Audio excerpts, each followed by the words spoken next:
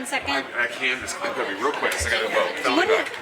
What do you make of the fact that the president was informed by Pam Bondi that his name had appeared in the Epstein files back in May? Does that make you want more of this information? Does this make you question whether or not the president is withholding it for any particular reason? Well, listen, I want all the information out. I mean, my consistent view has been they ought to make all of it public.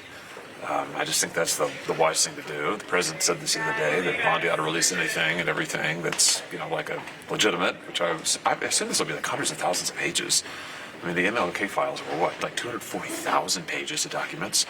So we're talking about a prosecution file. I mean, this, it's going to be big. So I think the best thing to do is just put it all out there. Do you think the Senate Judiciary Committee has a role in a subpoena to release those files, like the House Oversight Committee? Well, I tell you what I think we ought to do is I understand Ghislaine Maxwell's offered to testify. I think the House has expressed interest in this. We should do like a joint committee and do a House-Senate joint committee on this and have her testify. And, I'm assuming she has something real to say, but I think she would. She's serving, 20-year prison sentence. So are you concerned the president could have halted the release of documents because he was worried his name was in there? No, I mean, look, everybody knows that he knew Epstein at some point. They're both New York. I mean, there's a video of it. Now, he said this for years, so I don't think any of that's a surprise that he's mentioned the documents. I mean, of course, it's everybody who's ever met the guy is going to be mentioned. I mean, again, we're probably talking about hundreds of thousands of pages.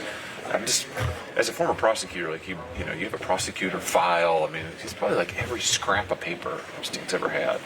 I mean, that's what I'd want if I was a prosecutor. So, it's not a surprise. Like, anybody who ever met him is going to be mentioned, quote unquote. So I don't think that's a big deal. Senator, do you find it strange? But nor is it a reason to withhold the documents. I mean, she put them all out there. Do you find it strange, or can you understand why there's confusion where the president spent most of the campaign mentioning these files in some capacity, and then Pam Bondi said, we have this list on my desk, and then they just don't release it, and then start talking about Obama and Clinton and everybody else?